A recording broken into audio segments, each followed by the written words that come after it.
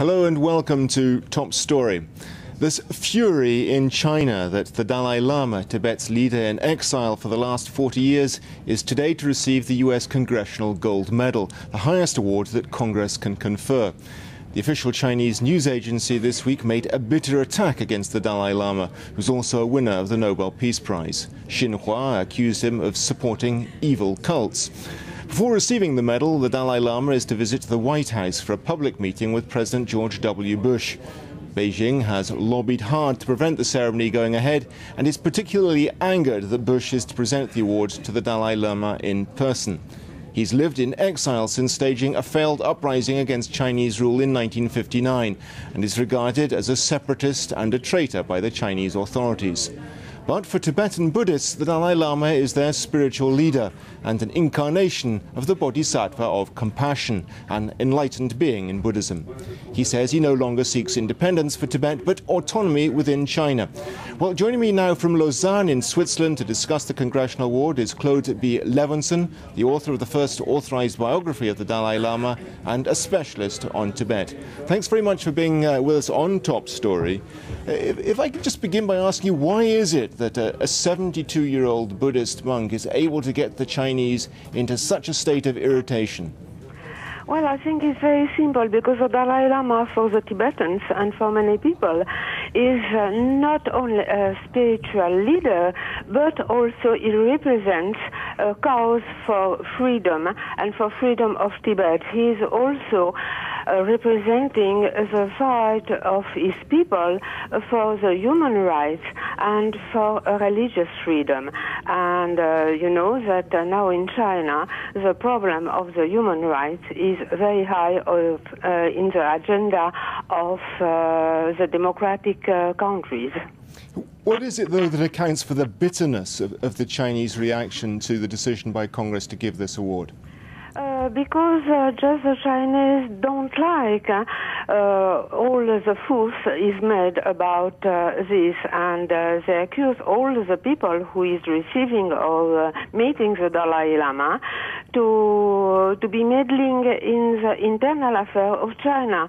It seems that China is not so sure that Tibet is owned by China, and the historical facts are still not very clear. There are two positions, the Tibetan position and the Chinese position.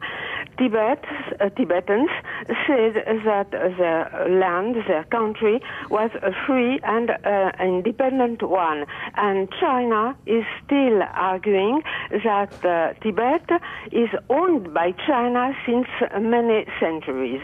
This is a core problem. I suppose for the Chinese it's particularly annoying that this is happening in the middle of their biggest political event for the last 5 years, the 17th Party Congress of the Chinese Communist Party. Sure, it's that, and it is also because of the Olympic Games for the next year. So they are seeing this meeting like a political one. Maybe they are not so. They are right. They are right also. And it's not as if it's just Congress that's been honouring the Dalai Lama this year. Just a month or so back, the German Chancellor Angela Merkel also received the Dalai Lama in Berlin. The feeling in Germany, I suppose, is that in the year leading up to the Beijing Olympics, this is an opportunity for the West to put the accent on human rights and on issues like Tibet. Absolutely, and I think that Angela Merkel had the goods, if it's permitted to say like that, to receive the Dalai Lama despite all the fuss made by China. China is always saying that foreign countries are meddling in its internal affairs, but behaving like that is China who is meddling in internal affairs of other countries when she wants to prevent anybody to meet the Dalai Lama. How popular is the Dalai Lama in Tibet? I know it's very difficult to measure that sort of thing, but is he still regarded as being a popular figure inside Tibet?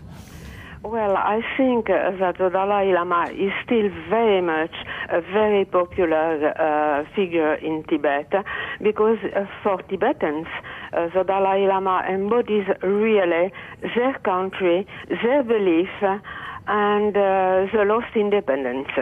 And what about Chinese rule? The Chinese say that particularly in economic terms, Tibet is developing very fast now, but how repressive is Chinese rule in Tibet?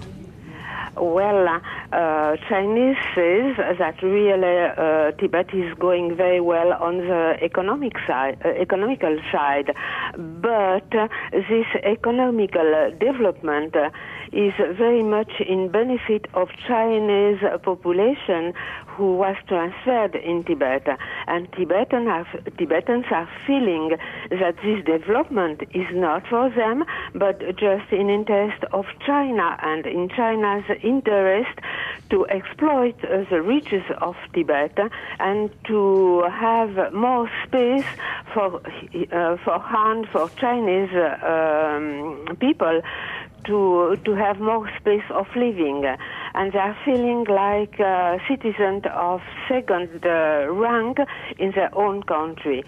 So you see, there are also two versions of the same reality, I can say.